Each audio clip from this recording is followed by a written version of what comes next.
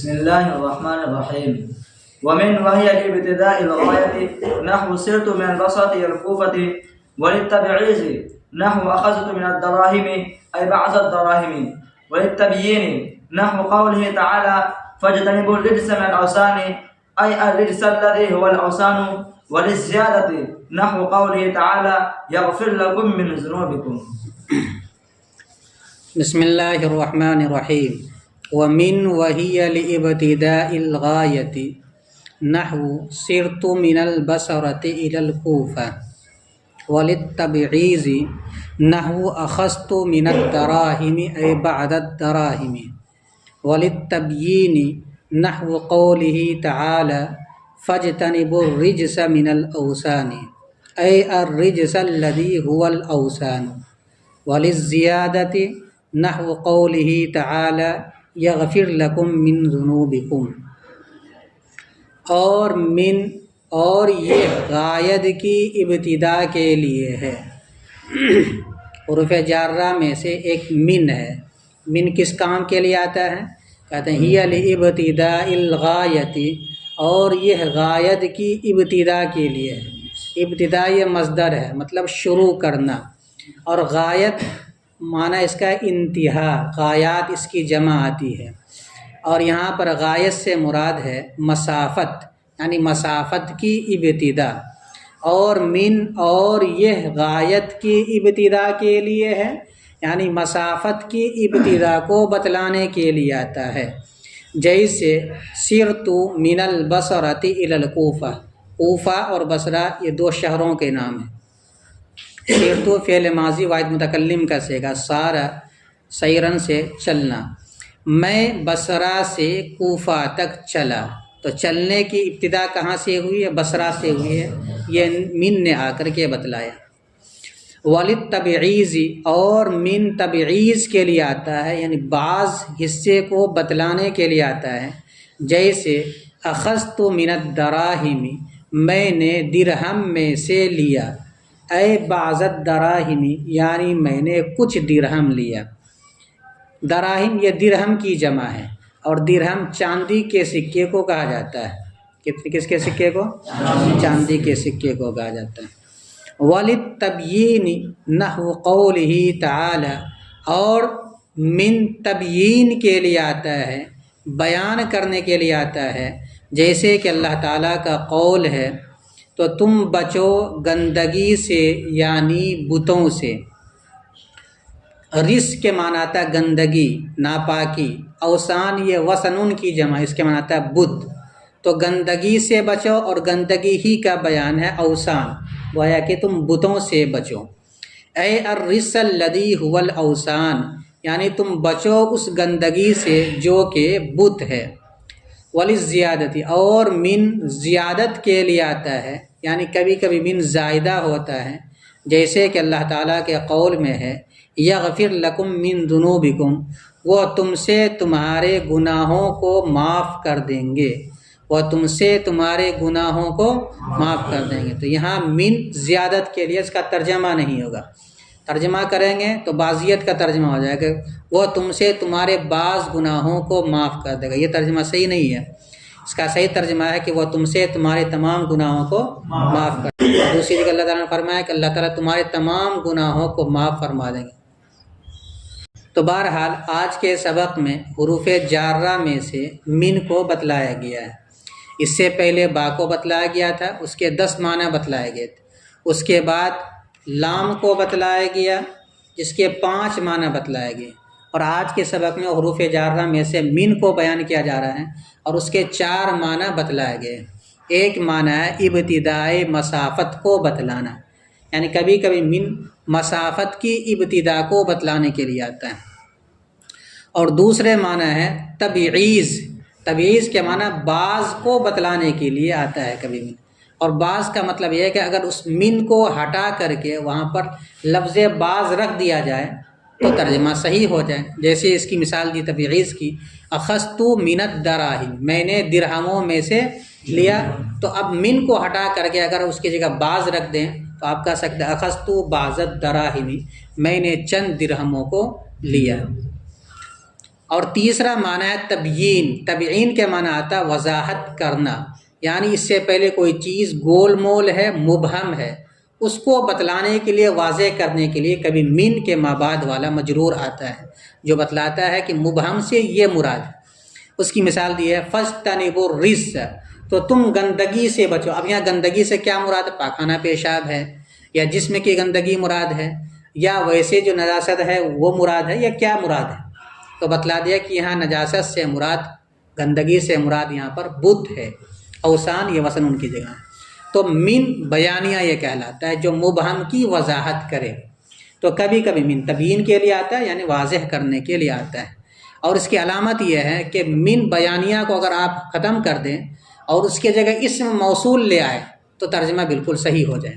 جیسے اس کو مثال سے سمجھایا فاجتنبوا الرجس اے الرجس الذی هو الاوثان. تو من کو حذف کر کے اس کی جگہ کیا لے آئے؟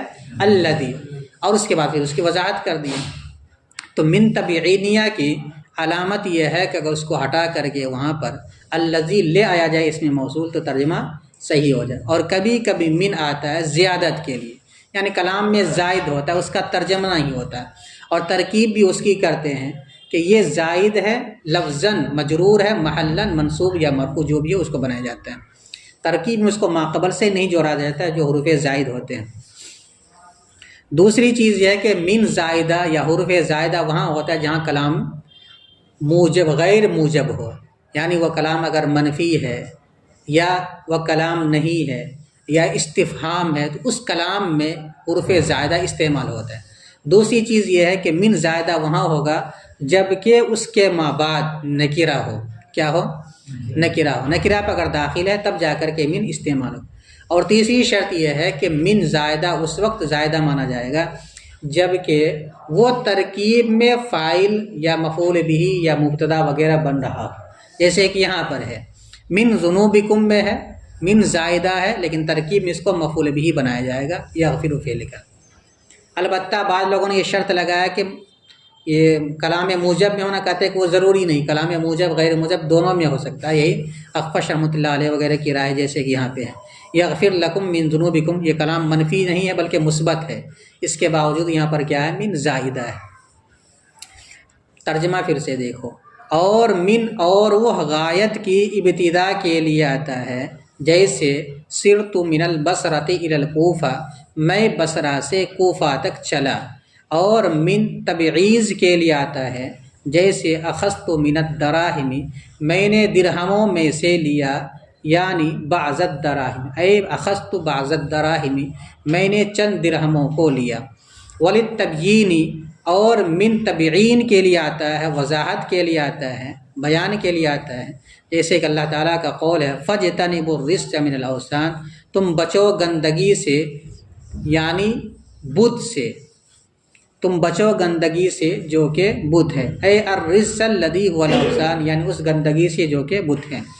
اور من زیادت کے لیے آتا ہے، جیسے کہ اللہ تعالیٰ کا قول ہے یغفر لکم من ذنوبکم، وہ تم سے تمہارے گناہوں کو معاف کر دیں گے. مفعول کا ترجمہ کیا ہوتا ہے؟ اردو میں کو سے ہوتا ہے. اس کے علاوہ اور بھی معنی کے لیے من استعمال ہوتا ہے. ضرب کے لیے استعمال ہوتا ہے، جیسے قرآن میں استعمال کیا گیا ہے وَإِذَا نُودِيَ لِلصَّلَاةِ مِن يَوْمِ الْجُمُعَةِ. تو اب یعنی کہ جمعہ کے دن سے، بلکہ جمعہ کے دن میں، من بمعنی فی کے. کبھی کبھی من استعمال ہوتا ہے استعانت کے لیے، جیسے ینظرون بطرف من طرف خفی، یہاں پہ من بمعنی با ہے، آنکھوں کی نظر سے وہ دیکھتے ہیں، چپکے سے دیکھتے ہیں. ینظرون من طرف خفی، اے کس کے معنی میں ہے؟ ینظرون بطرف خفی کے معنی میں. اور اس کے علاوہ اور بہت سارے معنی جس کے لیے استعمال کیا جاتا ہے. تو یہاں پر 4 معنی کو بیان کیا گیا ہے. ترکیب ہوگی اس کی واو مستانفہ لفظ من مبتدا. لفظ من کہہ دیں گے تو اس میں یہ تعویلی بن جائے گا. جب 2 مبتدا کے درمیان واو آ جائے تو اس واو کو بولتے ہیں واو زائدہ. کیا بولتے ہیں؟ ہی بھی مبتدا ہے اور من بھی مبتدا ہے. واو مستانفہ لفظ من مبتدا، واو زائدہ اور لفظ ہی مبتدا ثانی. لام حرف جار ابتدا مصدر مضاف الغایت مضاف الیہ. مضاف اپنے مضاف الیہ سے مل کر مجرور ہوا لام حرف جار کا. جار اپنے مجرور سے مل کر ثابتۃ سے متعلق ہو کر ہی یا مبتدا کی خبر، مبتدا ثانی اپنی خبر سے مل کر، مبتدا ثانی اپنی خبر سے مل کر پھر خبر ہو جائے گی مبتدا اول کی، مبتدا اول اپنی خبر سے مل کر جملہ اسمیہ خبریہ ہوا۔ نحو مضاف صرت فعل با فاعل، 14 صیغے فعل کے استعمال ہوتے ہیں اور 14 صیغے میں سے صرف 2 صیغہ ایسا ہے جس کا فاعل اس کے ساتھ متصل کبھی ہوتا ہے اور کبھی متصل نہیں ہوتا ہے۔ باقی جو 12 صیغے ہیں وہ 12 صیغے کے اندر ہمیشہ فاعل ضمیر ہی ہوتی ہے، اور وہ 2 صیغے کون سے ہیں جس کا فاعل ضمیر نہیں ہوتی ہے؟ واحد مذکر غائب، واحد مؤنث غائب۔ اس کا فاعل کبھی اس میں ظاہر ہوتا ہے، کبھی اس میں ضمیر اس کا فاعل ہوتا ہے۔ تو یہاں پر کون سا صیغہ ہے؟ واحد متکلم، اس لیے فعل با فاعل کی ترکیب کریں گے۔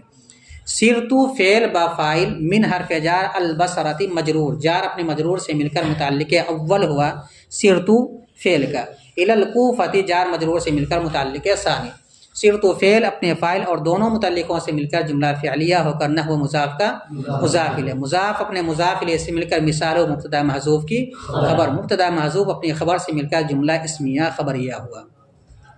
واو مستانفہ لفظ من مبتدا محذوف، کیا نکالیں گے یہاں پہ؟ لام حرف جار التبعیض مجرور، جار مجرور سے مل کر ثابتۃ سے متعلق ہو کر مبتدا محذوف کی خبر، مبتدا محذوف اپنی خبر سے مل کر جملہ اسمیہ خبریہ ہوا۔ نحو مضاف اخذت فعل با فاعل، یہ بھی واحد متکلم کا صیغہ ہے اس لیے فعل با فاعل کی ترکیب کریں گے۔ اخذت فعل با فاعل من الدراہم، من حرف جار الدراہم مجرور، جار اپنے مجرور سے مل کر متعلق ہوا اخذت فعل کا، اخذت فعل اپنے فاعل اور متعلق سے مل کر جملہ فعلیہ ہو کر اس کو بنا دیں گے مفسر۔ جب اے حرف تفسیر آ جائے اور اس پر اس کی تفسیر لانا تو مکمل جملہ نکالتے ہیں، کیونکہ جملے کی تفسیر جملے سے کی جاتی ہے، مفرد کی تفسیر مفرد سے کی جاتی ہے، یہاں جملے کی تفسیر کی جائے تو یہاں اخذت دوسرا محذوف نکال لیں گے۔ اے حرف تفسیر اخذت فعل محذوف، ضمیر اس کا فاعل، بعض الدراہم، بعض مضاف الدراہم مضاف، وہی قاعدہ جب 2 اسم ایک ساتھ جمع ہو جائے، پہلا غیر معرب باللام ہو دوسرا معرب باللام ہو تو ترکیب مضاف مضاف الیہ کی کرتے ہیں۔ تو مضاف اپنے مضاف الیہ سے مل کر اس کو بنا دیں گے مفعول بہ، کس کا؟ اخذت فعل کا، فعل محذوف کا، اخذت فعل محذوف اپنے فاعل اور مفعول بہ سے مل کر جملہ فعلیہ ہو کر تفسیر، مفسر اپنے تفسیر سے مل کر مضاف الیہ ہوا نحو مضاف کا، نحو مضاف اپنے مضاف الیہ سے مل کر مثال مبتدا محذوف کی خبر، مبتدا محذوف اپنی خبر سے مل کر جملہ اسمیہ خبریہ ہو۔ وا مستانفہ للتبیین، جار مجرور سے مل کر ثابتۃ سے متعلق ہو کر لفظ من مبتدا محذوف کی خبر، ہر جگہ نکال لیں گے بھائی، مبتدا محذوف اپنی خبر سے مل کر جملہ اسمیہ خبریہ ہوا۔ نحو مضاف قول مصدر مضاف ہا ضمیر ذوالحال، جہاں بھی قول ہی آ جائے وہاں ذوالحال حال کی ترکیب کرتے ہیں، کیونکہ آگے جو تعالی ہے یہ فعل ماضی کا صیغہ ہے، یہ حالت کو بیان کرتا ہے تو ضمیر سے اس کو حال قرار دیتے ہیں، تو ہا ضمیر ذوالحال تعالی فعل فاعل سے مل کر جملہ فعلیہ ہو کر حال، جملہ فعلیہ بھی چونکہ نکرے کے درجے میں ہوتا ہے اس لیے اس کا حال بننا صحیح ہے۔ ذوالحال اپنے حال سے مل کر یہ ہو جائے گا مضاف الیہ قول مضاف، قول مصدر مضاف اپنے مضاف الیہ سے مل کر قول۔ فا فصیحیہ اجتنبوا فعل با فاعل الرجس ذوالحال من حرف جار الاوثانی مجرور، جار اپنے مجرور سے مل کر ثابتاً سے متعلق ہو کر حال، ذوالحال اپنے حال سے مل کر مفعول بھی، کیونکہ قاعدہ بتلایا تھا کہ معرفہ کے بعد جب ظرف آ جائے تو حال ذوالحال کی ترکیب کرتے ہیں، نکرہ کے بعد آ جائے تو موصوف صفت کی ترکیب کرتے ہیں۔ تو اجتنبوا فعل اپنے فاعل اور مفعول بھی سے مل کر جملہ فعلیہ انشائیہ ہو کر مفسر، کیا بنا دیں گے؟ اے حرف تفسیر الرجس، یہ اجتنبوا فعل محذوف کا مفعول بھی ہے، اجتنبوا، الرجس موصوف، الذی اسم موصول ہوا مبتدا، الاوثان اس کی خبر، مبتدا اپنی خبر سے مل کر جملہ اسمیہ خبریہ ہو کر صلہ، الذی اسم موصول کا، موصول اپنے صلہ سے مل کر صفت ہوئی الرجس موصوف کی، موصوف اپنی صفت سے مل کر اجتنبوا فعل محذوف کا مفعول بھی، اجتنبوا فعل محذوف اپنے فاعل اور مفعول بھی سے مل کر جملہ فعلیہ انشائیہ ہو کر تفسیر، مفسر اپنے تفسیر سے مل کر اب بنا دیں گے اس کو جزا شرط محذوف کی، اذا کان الامر کذالک، شرط محذوف اپنی جزا سے مل کر جملہ شرطیہ جزائیہ، جب صلہ جملہ بنے تو اس صورت میں جملے کے اندر ایک عائد کا ہونا ضروری ہے جو موصول کی طرف لوٹے، تو هو الاوثان جملہ اسمیہ ہے، تو یہ جو ضمیر ہوا کی یہ لوٹے گی الرجس کی طرف۔ واو مستانفہ للزیادتی جار مجرور سے مل کر ثابتۃ سے متعلق ہو کر لفظ من مبتدا محذوف کی خبر، مبتدا محذوف اپنی خبر سے مل کر جملہ اسمیہ خبریہ ہوا۔ نحو مضاف، قول مصدر مضاف، ہا ضمیر ذوالحال، تعالی فعل فاعل سے مل کر حال، ذوالحال حال سے مل کر مضاف الیہ ہوا قول مضاف کا، قول مصدر مضاف اپنے مضاف الیہ سے مل کر قول، یغفر فعل با فاعل، ضمیر اس کی لوٹے گی اللہ تعالیٰ کی طرف اس کا تذکرہ پہلے ہے۔ لکم جار مجرور سے مل کر متعلق ہوا یغفر فعل کا، من زائدہ جنوب مجرور محلن منصوب مضاف، کم ضمیر مضاف الیہ، مضاف الیہ سے مل کر مفعول بہ ہوا یغفر فعل کا، یغفر فعل اپنے فاعل متعلق اور مفعول بہ سے مل کر جملہ فعلیہ ہو کر مقولہ، قول اپنے مقولہ سے مل کر مضاف الیہ ہوا نحو مضاف کا، نحو مضاف اپنے مضاف الیہ سے مل کر مثال ہو مبتدا محذوف کی خبر، مبتدا محذوف اپنی خبر سے مل کر جملہ اسمیہ خبریہ ہوا۔